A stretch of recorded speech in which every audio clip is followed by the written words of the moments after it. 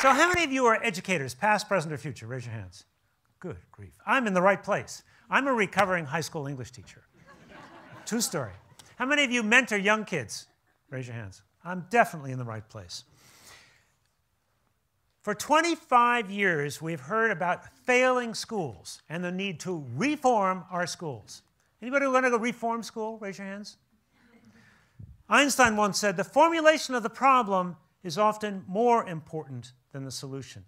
I would like to respectfully suggest that our schools are not failing. They certainly don't need reforming. The system is obsolete and needs reinventing, not reforming. What's changed? It's simply this. Knowledge today is a commodity. It's free. It's like air. It's like water. How many of you have been on the Khan Academy website? Raise your hands. Yeah, most of you. Right. You know. You know the quality of the education people can receive on that if they're willing to take the initiative. How many of you had to memorize the periodic table in high school? Raise your hands. Ah, everybody. Good. So how many were there again? No, wait, I'm sorry, I didn't hear that. Whatever number you came up with is wrong because 2 more were added last week. And planets, are we up 1 or down 1? I don't know, I haven't checked my news feed today. And let's see, let's have a contest. Why don't you recite the 50 state capitals from memory while I Google them? Let's see who's quicker. Knowledge is a commodity. The world no longer cares whether or not you're smarter than a 5th grader or how well you do at Trivial Pursuit. What the world cares about is not what you know, but what you can do with what you know. And that is a completely different education problem. Then the question becomes, do you have the skill and do you have the will to use the knowledge you have acquired? Okay, so I got to tell you kind of an intellectual journey I've been on. 2005, I read The World is Flat by Friedman. How many have read that book? Scared the heck out of me because, as you know, he describes a world where increasingly any job that can be routine is rapidly being offshored or automated. White collar, blue collar, doesn't matter. Talked to him recently, interviewed him for the new book. He said, I got one thing wrong in that book. I said, what was that? He said, the pace of change. It's happening so much faster. So I worried about what kinds of skills will our young people need to get and keep a good job in this new global knowledge economy. And in fact, are they the same skills they'll need for citizenship and for continuous learning? Started interviewing a wide range of innovators, literally from Apple to Unilever, executives, US Army, community leaders, college teachers, asking all of them, what are the skills that matter most today? What's important? Came to understand there's a set of core competencies every young person must be well on the way to mastering before he or she finishes high school.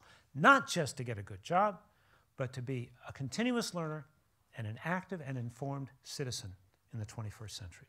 Very briefly, they are, number 1, critical thinking and problem solving. What do they mean by critical thinking? The ability to ask the right questions, ask really good questions. Number 2, collaboration across networks and leading by influence.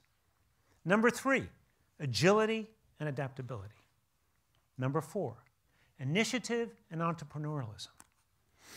Number 5, effective oral and written communication.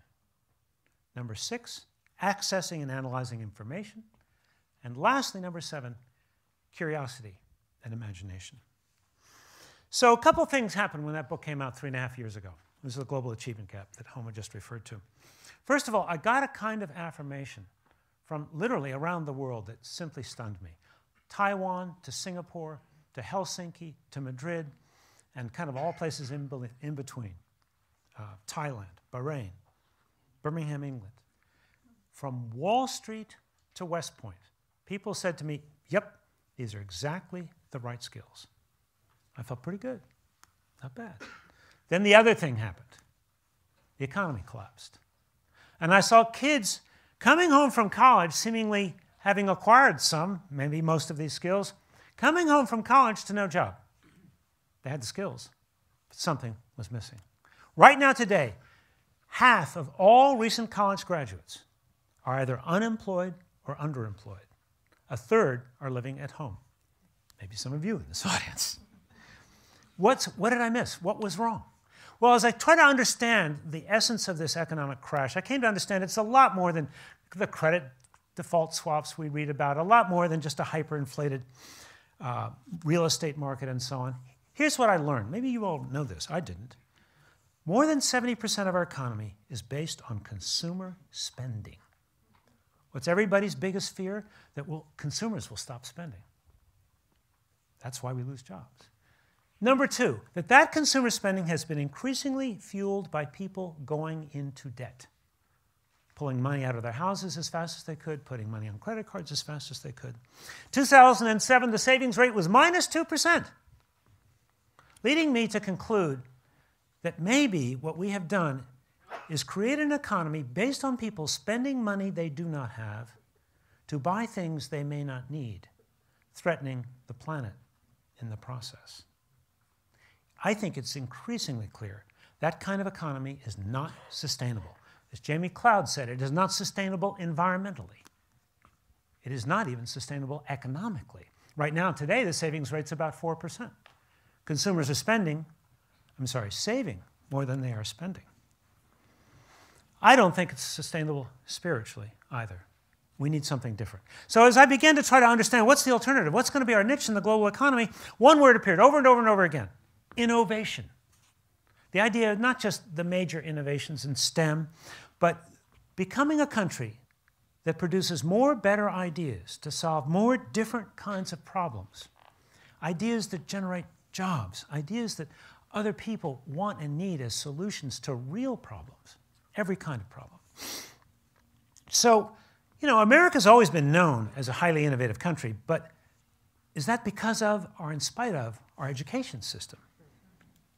Important question. We have infrastructure, spend on R&D, copyright protection laws, good immigration policy until recently. What about education? All right, Trivia Pursuit question of the day, so fast you're not going to be able to Google the answer. What do Bill Gates, Edwin Land, the inventor of the Polaroid instant camera, Martin Zuckerberg of Facebook fame, and Bonnie Raitt, the folk singer, all four have in common? Sorry, they were not dropouts. They were Harvard College dropouts. That's different. Thank you very much. Steve Jobs is a dropout. Michael Dell is a dropout. These guys were Harvard dropouts. So I decided to take a different tack, trying to understand, what must we do differently to develop the capacities of many more of our young people to be innovators? What must we do as parents, as teachers, as mentors, and as employers? Started interviewing a wide range of innovators in their 20s, extraordinary young people. Some from privilege, some from poverty. Wide range, all over the country. Some in STEM fields, some in arts, some were social innovators and entrepreneurs. Then I interviewed each one of their parents, trying to understand if there were patterns of parenting that I might observe. Then I asked each one of them, is there a teacher or a mentor who's made a significant difference in your life? 1/3 of them, 1/3, could not name a single teacher. Of the 2/3 who could, they could name at least one teacher. The third that couldn't name a teacher could always name a mentor, by the way. Very important. We underestimate the importance of mentoring. So I went and interviewed each one of those teachers and mentors. And I made what was for me a shocking discovery. In every single case, the teachers whom I interviewed, and I interviewed teachers from elementary school to graduate school, the full spectrum. In every case, every one of those teachers was an outlier in his or her school setting. In fact, I went to 5 colleges: Harvard, MIT, Stanford, Carnegie Mellon, Tulane. All 5 of those college teachers, having produced brilliant innovators, continue to do so. None of them had tenure, nor were they ever going to get tenure. What's the problem here? Well, what I came to learn is that the culture of schooling, as we have grown up with it, is radically at odds with the culture of learning that produces innovators in 5 essential respects.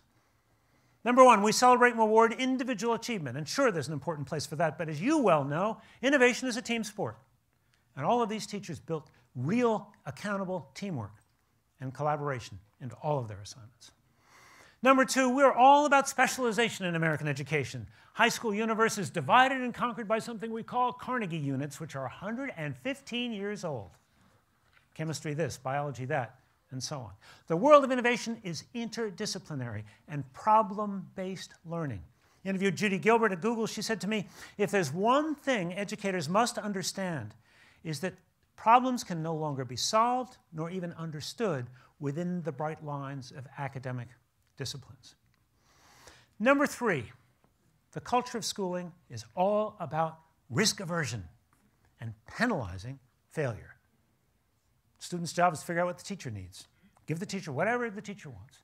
Teacher's job is to avoid trouble. You know, that we're not encouraged to take risks as educators, right? The world of innovation, as you well know, is all about taking risks, making mistakes, and learning from them. I went to IDEO, most innovative design company in the world. They said to me, our motto is fail early and fail often. Whew. That's because there is no innovation without trial and error. I went to the D School, started by David Kelly from IDEO, an amazing interdisciplinary program at Stanford. They were talking around in a table together and saying, you know, we're actually thinking F is the new A. Try selling that report card back at your schools. I talked to a student at Olin College. Olin is, by the way, probably the best college in the country right now today. Every course, interdisciplinary, team-based, project-based, extraordinary place. Talked to a student at Olin. He said, you know, we don't even really talk about failure much here. We talk about iteration. Heck, I don't think I knew what that word meant 5 years ago, but it's become something so important as a concept to me in learning. There are no mistakes, there are iterations. Although I have to ask you, how many of you learn more from your mistakes than your successes? Raise your hands. Yeah, me too. God, that hurts sometimes. That's painful. But the point is, we protect children in school. We protect children at home. The helicopter parents hover. They don't want their children to make mistakes, lest their perfect record become blemished in some way. But that's the only source of real self-confidence, that you learn that you can recover from a mistake. And you don't want to learn that when you're 35 because it hurts a lot more then. The fourth one, you know, the culture of learning is so much about passive consumption. In fact, I think that's where we all learn to be good little consumers in school, because we sit and get all day long. The classrooms of innovators are all about creating real products for real audiences. Lastly, and most important, we rely on extrinsic incentives for learning. Carrots and sticks. Money for good grades. The world of innovation.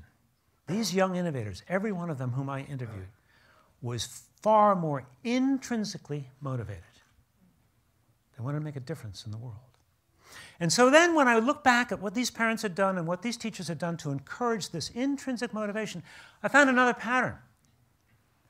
Play to passion to purpose. Parents and teachers alike encouraging more exploratory play, fewer toys, toys without batteries, less screen time, more time that was unstructured. Get out and play. Parents who encouraged students to find and pursue a passion, who knew that was more important than mere academic achievement. Teachers who encouraged students, made time in every class for students to do projects, to do research, to do experimentation, to find and pursue an intellectual or artistic passion. And in every case, as these kids have developed passions, they morphed, they changed, they evolved into a deeper sense of purpose. Because parents and teachers alike said one thing: give back, make a difference. And all of them have that value, want in some way to make a difference. So what does this mean for our work? Well, we could have a long conversation about how the system needs reinventing.